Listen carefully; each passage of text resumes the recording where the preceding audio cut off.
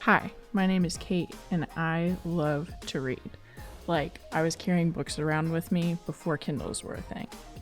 So I decided to start a podcast where I interview the authors of some of my favorite books, ask them all of my questions so that I can read between the lines of the books. Welcome back to another episode of Between the Lines, and today I'm here with May Cobb, who is the author of My Summer Darlings that we're going to talk about today. So May, thanks so much for being on the podcast. Thanks so much for having me, Kate. I love your podcast. I'm excited to be here. Thank you.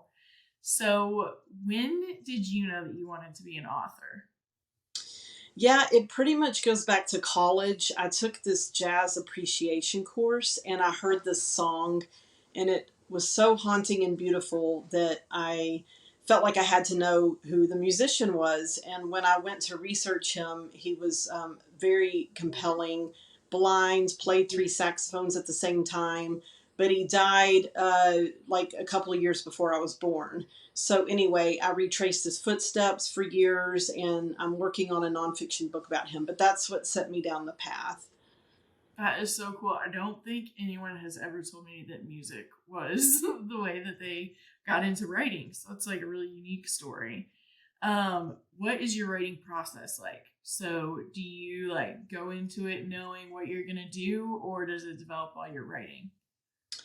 I pretty much do have the basic setup or the what if, and I try to make myself write like a one-page synopsis, much like what would be on the back of a book, just to make sure that it's really a book idea and not just maybe a short story or something else. And it also kind of helps keep me on track when I get lost plot wise. So I do have an overview, but I definitely have to write as I go and let the plot and the characters and everything reveal itself to me. Yeah. So do you do any planning with the characters, or are they also just something that's kind of ongoing as you write? I do some planning. Usually, whoever is going to be the narrator, I do like to know a little bit about them. But for me, the most important thing is voice. So I have to be able to hear their voice in my head. And once I've got that locked in, I really like to listen to them and let them lead me. Yeah. Yeah, we were talking earlier about that, and I feel like that's like so relevant in both of your books, or that was not the right word. No, relevant's the right word there. Yeah, Yeah. it's obvious and prevalent is what I meant in both of your books, because there are multiple characters, and sometimes when people do that, it can all blend together if they're not really distinct people. And when I was reading My Summer Darlings, I noticed that, where I was like, even just in the first few sentences of each chapter, I was like, I know which character this is. Thank you so much. That's very nice to hear. Yeah, I loved it. So how would you describe My Summer Darlings in a couple sentences? I think it's really just like a summary, kind of escapist, erotic thriller, like a little bit like the Desperate Housewives, but with more of a Texas crazy Southern edge. And and I really wanted to, yeah, that's kind of a couple of sentences, so I won't go on and on. But I love those Adrian Lynn films from the '90s, like Fatal Attraction, Basic Yeah. Instinct, and I really wanted to do something like that, but more from the female gaze. Yeah, that is a really good summary. Where did you get the idea? So, like, what prompted you to write My Summer Darlings? I actually, I was trying to think of what would be the next book, and I'm friends with Riley Sager, the thriller writer. Yeah. Yeah, the amazing thriller writer, and he Yes. always kind of is inspired by a movie for each book, and I was like, well, what movie would I be inspired by? And I, for some reason, thought of The Witches of Eastwick, Mm-hmm. and I kind of grew up watching that. As inappropriate as that is, because I think it came out when I was like 10, and so Yeah. but so I wanted to base something on that, but like leave out the paranormal part, but still make Mm-hmm. Will like the devil basically, and Yes. three female friend, three lifelong friends, and see how their lives could become kind of upended by a handsome, sexy stranger moving into town. I liked that setup and thought that could be kind of a pressure cooker to put people in. Yeah. That's a really you like got into writing through music, and now you guys are like being inspired to write by movies. I'm loving all the like cross-platform stuff. So we are going to talk about the book. And at this point, I always tell everyone, if you haven't read it, go read it and then come back. So you've kind of heard how great it is. Go read it if you haven't read it. And then if you already have, you can just keep listening to the rest of it. So in certain ways, like all of the women in the story are insecure. But especially Kittie is, while she's aging, and she really is really punctuated by the fact that she has a teenage daughter, Chloe, who's beautiful and young and all of that right in front of her. So do you think that that toxic relationship that developed between mother and daughter is kind of what primed Kittie and Chloe to vie for Will's attention?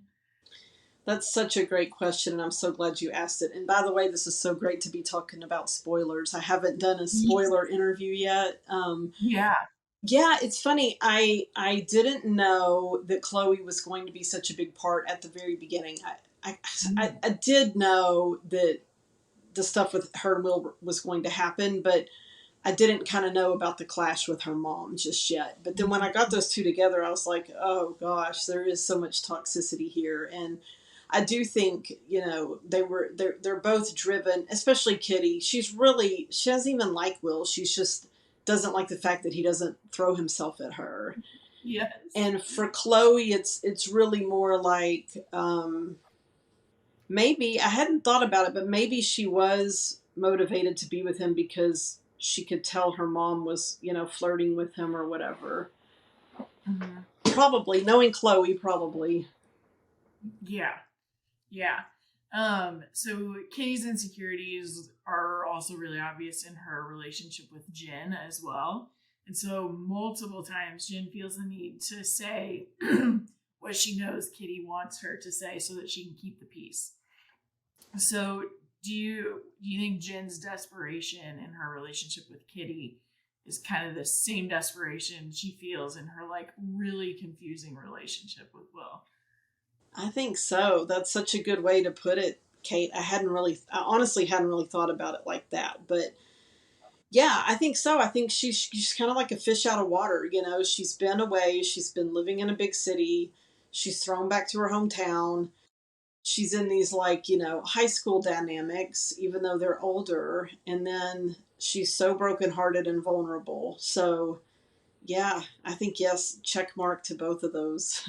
Yeah. And then Will kind of like picks up on Kittie's energy in general. One of the trickiest things he does is he definitely like taps into her obsession with being in the spotlight by like basically saying he has no interest in her. And it even makes her think, it still bothers me though that he doesn't like me, that he doesn't think I'm worth getting to know the way he thinks Jen is.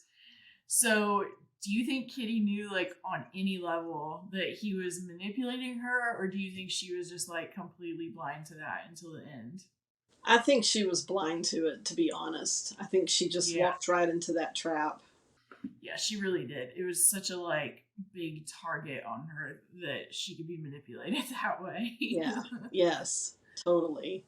And then at one point, Kittie is judging Jen, and she thinks she's always been like this, always jumping into bed with the first handsome guy whose head she turned, which is pretty hypocritical given the fact that Kittie is doing what she's judging her of, and Jen hasn't even slept with him actually yet. So were you kind of using Kittie to like show how toxic our like women's relationships with each other can be when we turn it into a competition? I think so. And I don't even know if I did it on purpose, but I guess I'm kind of obsessed with like toxic female friendships and the way that, women do get super competitive and, also the way, I guess society sort of pits us against ourselves. Yeah. um, so yeah, I feel like, yeah, yes, yes, yes, and yes. Yeah. It was Yeah. pretty hypocritical for her to say that. And it is like twofold. We like grow up with it, and then like it's kind of like accepted that like women are going to treat each other that way, which is, it doesn't have to be that way. But I'm with you, I'm also like fascinated by the more like dysfunctional version of it. Yeah, men's relationships are so much more simplistic than ours. It's like it's very Yeah, interesting why we're wired to have such sort of twisty, they're just like, what game do you want to watch? What sport do you want to talk yeah, about? Like whatever. And yeah, it's not they're not sitting at home thinking about their interactions with their friends. right. No, I don't think so. I don't think my husband's ever come home and like, man, I don't know if he liked what I said. Exactly. Yeah. Um, so eventually Chloe kind of gets Will's attention too. And for her, she thinks like, I felt powerful then holding his complete attention like that, knowing that he thought I was sexy. So in some cases, it can be really healthy to feel like really empowered by your sexuality, but were you also showing like how in other cases men are actually like using it to disempower you? I think with Chloe, she just really did straight up feel empowered, especially because like her friend Shelly had stolen one of her boyfriends, and then now Yeah. she's kind of got like the hottest guy in town interested in her above everyone Mhm. else. And I think like for a teenager, that's a pretty heady experience. Yeah. And then, I mean, of course, she makes the mistake of, kind of laughing in his face when he wants to take her to Paris, which, Mhm. wow, that turned on her real quick. So, Yeah, it got bad. It was not the best option but for I her. liked that about her that she was like, I'm not thinking about you in that way. Like, we're just hanging out, like, whoa, what?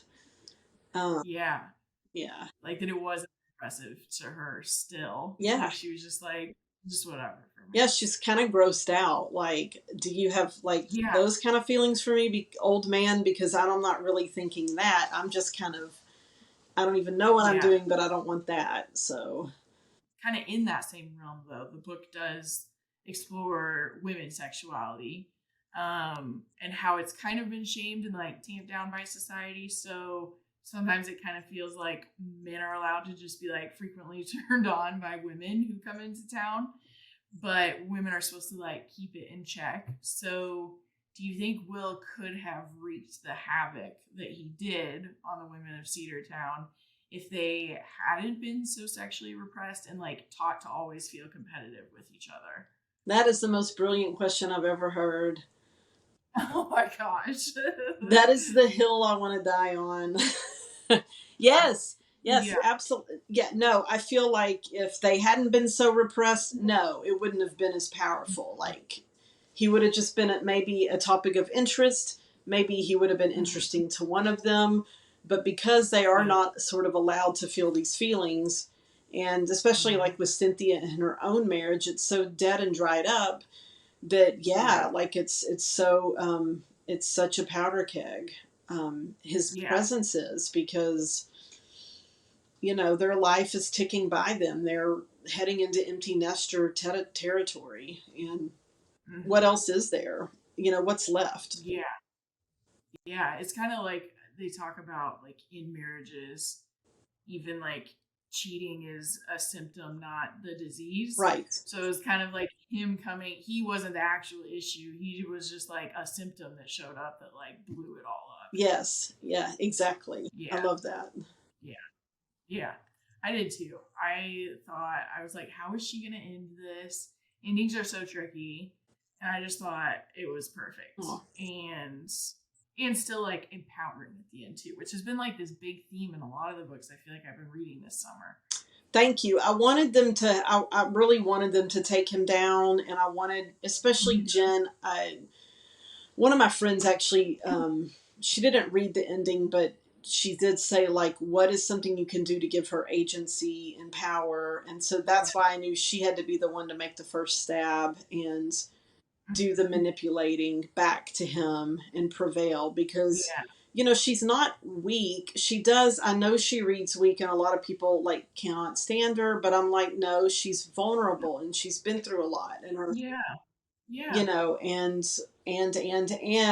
who among us wouldn't act like she does or have those feelings? Right.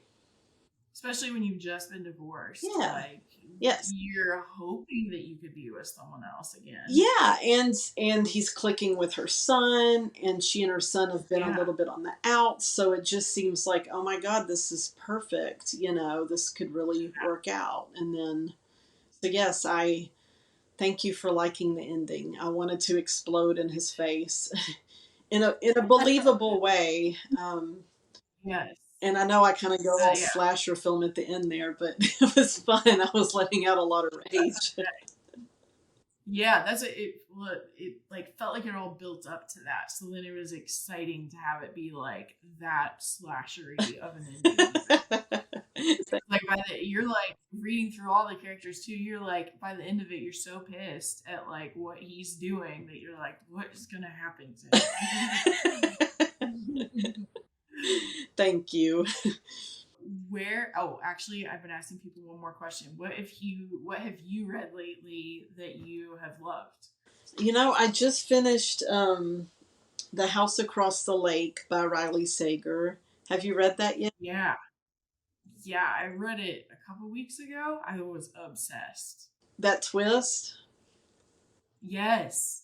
It was another one where I felt like the twist allowed it to be an empowering or like a story of redemption. Yeah.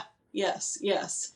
I'm so in And I awe. really liked I'm that. so in awe of that twist, almost to the point of like Mhm. insane writer jealousy that I can never I bet. come up with something like that. But I'm so happy that it's been so well received. It's stayed on the New York Times Yeah. list. Like it really does deserve it. So that's Yeah. that's that was probably the most exciting one I've read lately. Mhm. Yeah. Yeah.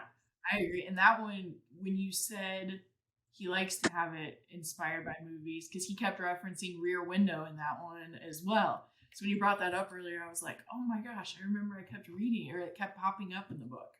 Yes, exactly. So That's, really, that's awesome. really cool. Um, Yeah.